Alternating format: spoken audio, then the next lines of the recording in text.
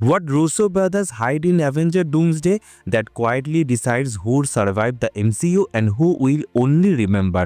हम end game को एक एंडिंग समझ के चले गए, आयरन मैन का सेक्रीफाइस, स्टीव रॉजर का गुड बाय और एवेंजर का एक चैप्टर बंद।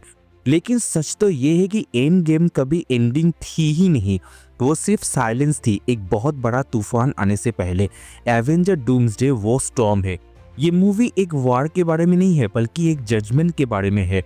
कौन सा यूनिवर्स बचेगा, कौन सा इरेज होगा और कौन हीरो सिर्फ यादों में रह जाएगा। मार्वल ने मल्टीवर्स सागा को एक सिंपली क्यूरियोसिटी से शुरू किया था, व्हाट इफ, लेकिन जब पॉसिबिलिटीज इनफाइनाइट हो जाती है तो स्टेबिलिटी मर जाती है। टाइमलाइंस एक दूसरे से टकराने लगते हैं, रियलिटीज ब्लेंड होना स्टार्ट करता है और हीरोज अपनी ही शैडो से लड़ती है।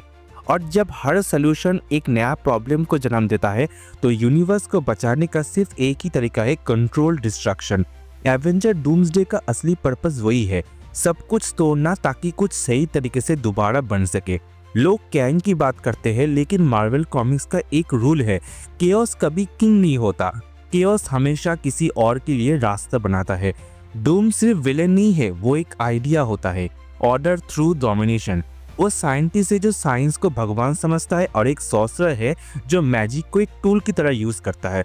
और सबसे डेंजरस बात तो ये है कि डूम खुद को हीरो मानता है।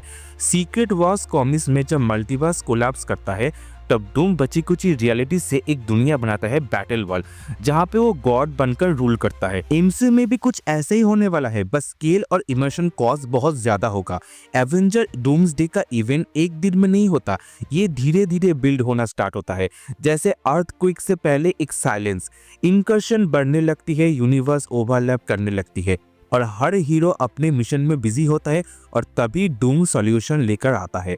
एक ही रियलिटी को बचाया जा सकता है, यही से एवेंजर डिवाइड हो जाता है। कुछ कहते हैं कि सर्वाइवल जरूरी है चाहे प्राइस कुछ भी हो, कुछ कहते हैं कि मोडालिटी बिना सैक्रिफाइस के होनी चाहिए और कुछ सिर्फ लड़ना जानता है। इसी कॉन्फ्लिक्ट से डूम्सडे का वॉर शुरू होगा।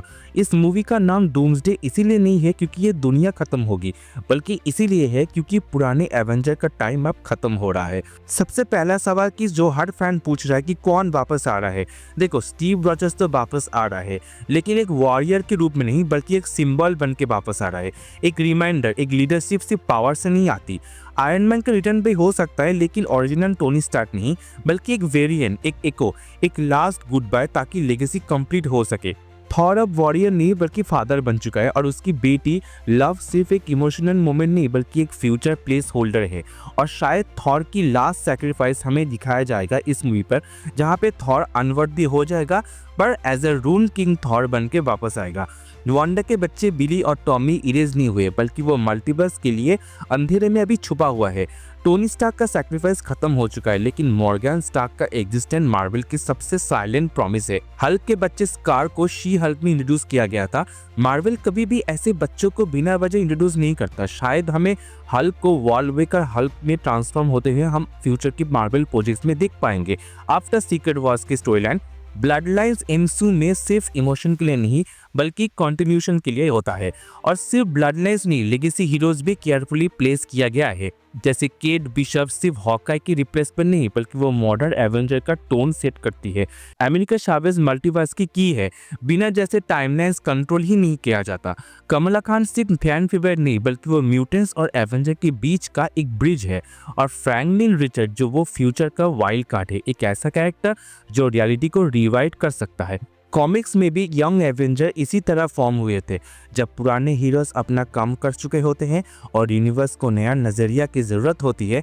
तब एवेंजर डूम्सडे वो मोमेंट होगा जहां पे मार्वल ऑफिशियली बोलेगा कि लेगेसी अब हैंडओवर हो रही है। डूम्सडे के बाद सीक्रेट वॉर्स इनएविटेबल है और सीक्रेट वॉर्स का मतलब होता है नो रूल्स। मल्टीवर्स कोलैप्स के बाद जो बचे हुए होंगे वो एक फ्रैक्चर रियलिटी होगी जहां पे पुराने और नए हीरो साथ लड़ेंगे, साथ जीतेंगे और साथ हारेंगे। यही नॉस्टैल्जिक लास्ट यूज होगा, not as a fan service but as a closure. और जब फाइनल बैटल खत्म होगी तब मार्वल मल्टीवर्स को परमानेंटली सिंप्लीफाई करेगा। एक नई टाइमलाइन, एक क्लीन स्टेट, एक सॉफ्ट रिबूट जो पास्ट को इरेज नहीं करेगा बल्कि उसे लेजेंड बना देगा। फेज 7 का एमसीयू इसीलिए अलग होगा क्योंकि वो कियोस के बाद पैदा हुआ होगा। ये एवेंजर गलतियों से सीखेगा, पावर से नहीं। डॉक्टर स्ट्रेंज मेंटर होगा, रूलर नहीं। सैम विल्सन सिंबल होगा, सेवियर नहीं। और नई एवेंजर की टीम वो जनरेशन होगी जो कोलैप्स के बाद जिंदा बची होगी। ये एवेंजर यूनिवर्स को बचाने के लिए नहीं बल्कि रीबिल्ड करने के लिए होगा। एवेंजर डूम्सडे एक मूवी नहीं है, ये डिसाइड करेगी कि कौन स्टोरी होगा और कौन सिर्फ हिस्ट्री होगा। और जब क्रेडिट्स रोल होंगे तब एक बात क्लियर होगी, MCU will never be the same. अब सवाल तो ये है कि अगर मार्वल इतना कुछ रीराइट कर रहा है तो नेक्स्ट हम क्या डिकोड करेंगे? डॉक्टर डूम का कंप्लीट ओरिजिन या फिर सीक्रेट वार्स का final ending step by step? If Avenger Doomsday really ends the old era, which Avenger do you think won't survive this time? Comment में बताओ। और अगर आपको ये ब्रेकडाउन बहुत ही अच्छा लगा हो तो लाइक, शेयर और सब्सक्राइब जरूर करना मेरे चैनल को, क्योंकि जो आने वाला है वो सिर्फ एंटरटेनमेंट नहीं होगा बल्कि वो लेगेसी होगा।